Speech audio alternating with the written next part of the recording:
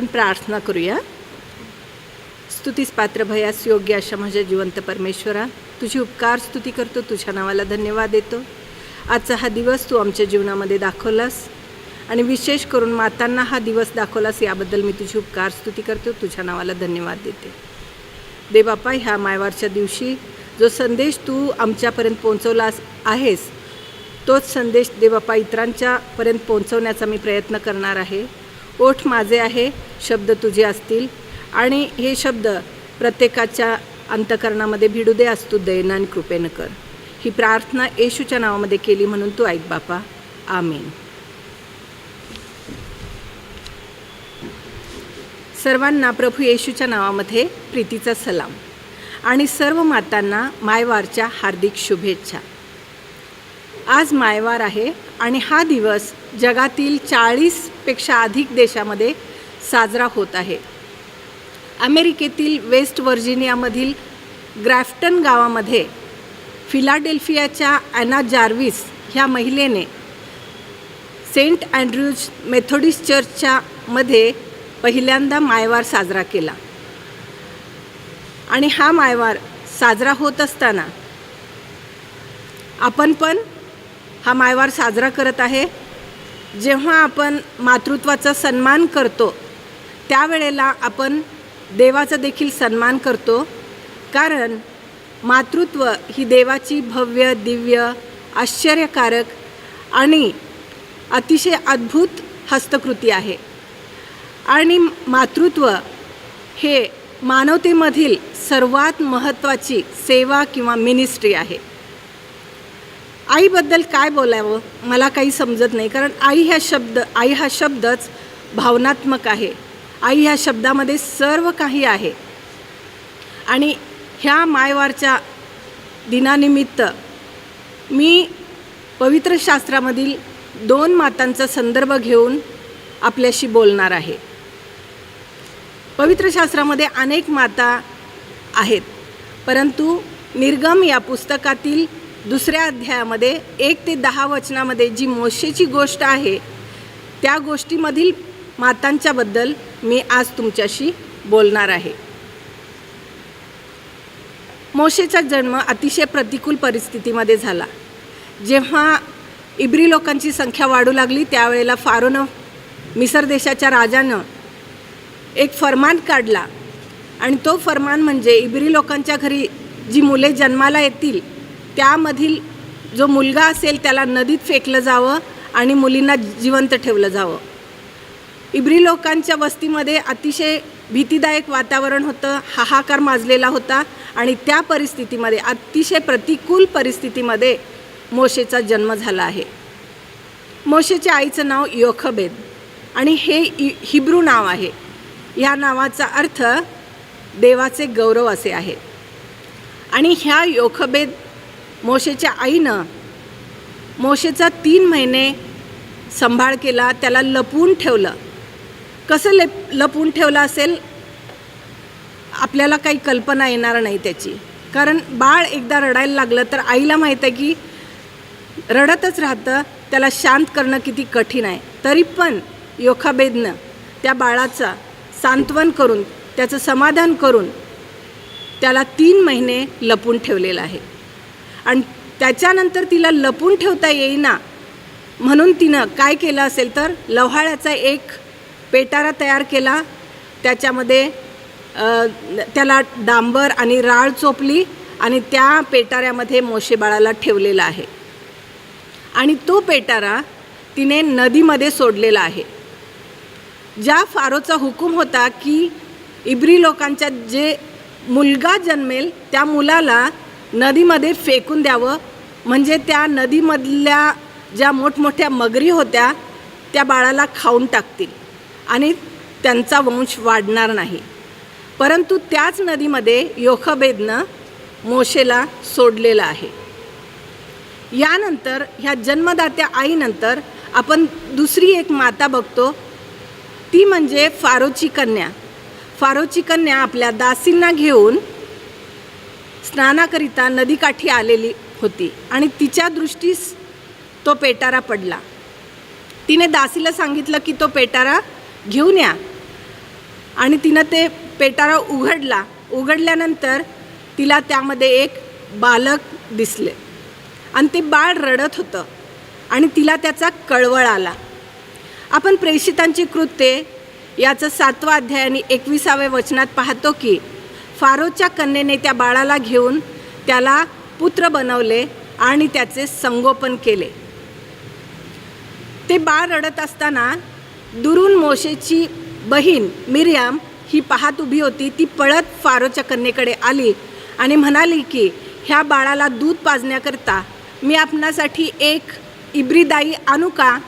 आणि फारोच्या कन्येचं होकार मिळताच तिनं जाऊन मोशेच्या जन्मदात्या आईला योखबेदलाच ती घेऊन आलेली आहे आणि फारोच्या कन्येने वेतन देऊन त्या इब्री दाईला म्हणजे योखबेदला मोशे बाळाला दूध पाजण्यासाठी नेमलेलं आहे. जसं जन्मदात्या आईनं त्या बाळाची काळजी घेतली, त्या बाळाचं पालनपोषण केलं, त्याचप्रमाणे त्याच ममतेनं त्याच कळवळ्याने फारोची कन्या त्या बाळाचं सांभाळ करत आहे. बाळाची भूक भागवण्यासाठी तिनं इब्री दाई नेमलेली आहे. जर तिनं मिस्री दाई नेमली असती तर काय झालं असतं? त्या मिस्री दाईनं कदाचित आपल्या जीवाच्या भीतीपोटी फारो राजाला कळवलं असतं की फारोच्या कन्येने एक इब्री बालक आणि तोही मुलगा घेऊन आला आहे. कदाचित काहीतरी बक्षीस मिळेल म्हणून तिनं ही वार्ता कळवली असती शिपायांना. परंतु सुज्ञतेनं फारोच्या कन्येनं इब्री दाई निवडलेली आहे, कारण इब्री दाईच इब्री बाळाचं चांगल्या रीतीनं संरक्षण करू शकते.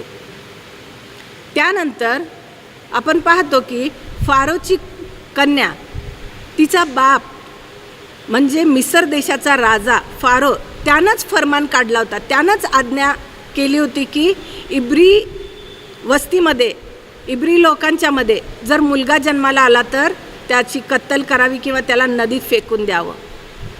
आणि ज्या योखाबेदनं त्या नदीमध्ये सोडलेलं आहे त्याच मधून फारोच्या कन्येनं त्या बाळाला बाहेर काढलेलं आहे. आणि ज्या राजानं फरमान किंवा आज्ञा केली होती त्याच राजाच्या राजवाड्यामध्ये त्या मोशे बाळाला संगोपन करण्यासाठी, पालनपोषण करण्यासाठी ती घेऊन आलेली आहे. तिच्या मनाची कितीतरी कोंडी झालेली असणार. एक तर बापाचा हुकूम मोडावा की पाळावा, आणि एक तर हे सुंदर बाळक मरणापासून वाचवावं की त्याला नदीतच सोडून द्यावं. परंतु तिनं आईच्या ममतेपोटी, कळवळ्यापोटी त्या बाळाला मरणापासून वाचवलेलं आहे. एक जन्मदाती आई आणि एक पालनपोषण करणारी आई, ह्या दोन्ही मातांनी त्या बाळाला सांभाळलेलं आहे, त्याचं संरक्षण केलेलं आहे आणि त्याचं सांत्वन केलेलं आहे. आणि एका दैवी उद्देशानं त्या बाळाला त्यांनी मरणापासून वाचवलेलं आहे. योखबेदचा उद्देश होता की मोशे बाळानं राजवाड्यात जाऊन राजपुत्र बनावा, म्हणून तिनं ज्या नदीमध्ये टाकण्याचा फारोचा हुकूम होता त्या नदीमध्ये तिनं सोडलेलं आहे. आणि मिस्री दास्यातून इस्रायल लोकांना त्यांची सुटका करण्यासाठी फारोच्या कन्येनं त्याच नदीमधून त्या मोशे बाळाला काढून राजवाड्यामध्ये आणलेलं आहे आणि त्या राजवाड्यामध्ये त्याचं संगोपन करून त्याला सगळ्या विद्यामध्ये पारंगत केलेलं आहे. या दोन मातांना जवळजवळ 7,000 वर्ष झालेली आहेत. आणि ह्या 7,000 वर्षापूर्वी झालेल्या मातांनी जर करता मोशे बाळाला वाचवलं नसतं, मरणापासून वाचवलं नसतं, तर कदाचित मिस्री दास्यापासून इस्रायल लोकांची सुटका झाली नसती. आणि म्हणूनच ह्या दोन मातांनी मोशे बाळाला वाचवणं ही एक दैवी योजना होती. आईला आपण माता, माई किंवा माऊली असं हाक मारतो किंवा संबोधतो. ह्या दोन माऊलींच्या पेक्षा एक सर्वश्रेष्ठ माऊली आहे, ती म्हणजे आपल्या हाकेसरशी धावून येणारी ख्रिस्त गुरु माऊली आहे. आणि ती ख्रिस्त गुरु माऊली आपल्यासाठी काय करते हे आपण थोडक्यात बघणार आहोत. जन्मदाती आई आपल्या बाळाला 9 महिने 9 दिवस आपल्या उदरामध्ये वाढवते. जगात येण्यापूर्वी बाळाची चाहूल तिलाच पहिल्यांदा लागते, त्या बाळाची हालचाल तिलाच पहिल्यांदा लागते.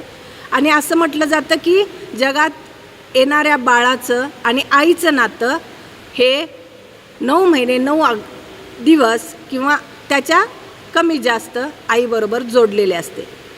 परंतु पवित्र शास्त्र आपल्याला सांगतं, स्तोत्रसंहिता 139 आणि 16व्या वचनामध्ये आपण पाहतो की मी गर्भात पिंडरूपाने असताना तुझ्या नेत्रांनी मला पाहिले आणि माझा एकही दिवस उगवण्यापूर्वी तो तुझ्या वहीमध्ये नमूद करून ठेवला होता. म्हणजे आईच्या उदरामध्ये असताना बाळाला आई पाहू शकली नाही, तेव्हाच देवानं त्या बाळाला, त्या ख्रिस्त गुरुमाऊलीनं बाळाला पाहिलेलं आहे. एवढंच नाही तर इफिस्करास पत्र याचा 1 अध्याय आणि 4थ्या वचनामध्ये आपण पाहतो की त्याने म्हणजे देवाने ख्रिस्ताच्या ठायी आपल्याला पृथ्वीच्या स्थापनेपूर्वीच निवडून घेतले. म्हणजे देवाचं आणि त्या ख्रिस्त गुरुमाऊलीचं आणि आपलं नातं पृथ्वीच्या स्थापनेपूर्वीचं आहे. त्यानंतर 9 महिने 9 दिवस उदरामध्ये वाढवल्यानंतर आई अत्यंत तीव्र प्रसूती वेदना सहन करून आपल्या बाळाला जन्म देते. आणि आपण असं पाहतो की आपल्याला नवीन जन्म देण्यासाठी ही ख्रिस्त गुरुमाऊली त्या प्रसूती वेदनेपेक्षा अतिशय तीव्र अशा मरण यातना सहन करून, त्या वधस्तंभावरती सहन करून आपला प्राण देऊन आपल्याला नवीन जन्म तिनं दिलेला आहे. जन्म दिल्यानंतर आई आपल्या बाळाला रडताना सांत्वन करते, त्याचं समाधान करते, त्याला त्रास होत असताना त्याचं सांत्वन करते. आणि पवित्र शास्त्र आपल्याला सांगतं, यशया याचा 66वा अध्याय आणि 13वं वचन, त्याच्यामध्ये आपण पाहतो की जशी आई आपल्या रडणाऱ्या बाळाचं सांत्वन करते, तशीच ही ख्रिस्त गुरुमाऊली देखील आपलं सांत्वन करते. याचा उल्लेख पवित्र शास्त्रामध्ये केला आहे. यशया याचं 66वा अध्याय आणि 13व्या वचनामध्ये आपण पाहतो की जशी एखाद्याची आई एखाद्याचे सांत्वन करते, तसे मी तुमचे सांत्वन करीन. त्यानंतर आई एका उद्देशानं बाळाला वाढवते. तिच्यासमोर त्या बाळाला ती चांगले संस्कार देते आणि तिची इच्छा असते की आपल्या बाळाला एक चांगलं नागरिक बनवावं, आपलं बाळ एखाद्या मोठ्या हुद्द्यावर जावं, वकील, डॉक्टर, इंजिनियर, कुणीतरी असं मोठ्या हुद्द्यावर जावं, बंगला बांधावा, गाडी घ्यावं. आणि तिची खूप स्वप्न आणि तिची खूप ध्येय आपल्या बाळाच्या वाढवण्यामागे असतात. देवाचं देखील आपल्याला नवीन जन्म घालण्यासाठी जी ख्रिस्त गुरुमाऊली त्यानं जगामध्ये पाठवली आणि जन्म मरण यातना सहन करून आपल्याला नवीन जन्म दिला आणि त्या मरणातच न राहता तिनं तो प्रभू येशू ख्रिस्त मरणातून पुन्हा उठला, स्वर्गात चढला आणि तो आपल्यासाठी जागा तयार करत आहे आणि तो राजवैभवाने परत येणार आहे आणि आपल्याला घेऊन जाणार आहे. ही जी सुवार्ता आहे, ही सुवार्ता सांगणं हेच आपल्या नवीन जन्माचं ध्येय आहे. आणि देवानं दिलेली आपल्याला ही एक जबाबदारी आहे. आणि म्हणून आपण आपल्याला नवीन जन्म मिळाला म्हणून देवाचं हे ध्येय, देवाने दिलेली ही जबाबदारी आपण पूर्ण करावी, हीच माझी ह्या मायवारच्या दिवशी आपणा सर्वांसाठी शुभेच्छा आहे. या मायवारच्या दिवशी जशी तुम्ही आपल्या माऊलीचा सन्मान करता, तसाच आपल्या स्वर्गीय माऊलीचा देखील सन्मान करावा. एका जन्म देणाऱ्या मातेचा, जन्म देणाऱ्या माऊलीचा सन्मान करता, त्याचप्रमाणे एक संगोपन करणाऱ्या, पालनपोषण करणाऱ्या, जगात अशा अनेक माता आहेत की ज्या आपल्या बहिणीचं, आपल्या दिराचं किंवा इतर कोणाच्या बाळाचं संगोपन करतात, त्याला आपली ओळख देतात, आईच्या ममतेनं त्यांना वाढवतात, अशा मातांना आणि त्याचसोबत आपल्या स्वर्गीय मातेला देखील, आपल्या स्वर्गीय माऊलीला देखील आपण अभिवादन करूया आणि मानवंदना देऊया. हीच माझी या मायवारची आपणा सर्वांच्यासाठी शुभेच्छा आहे.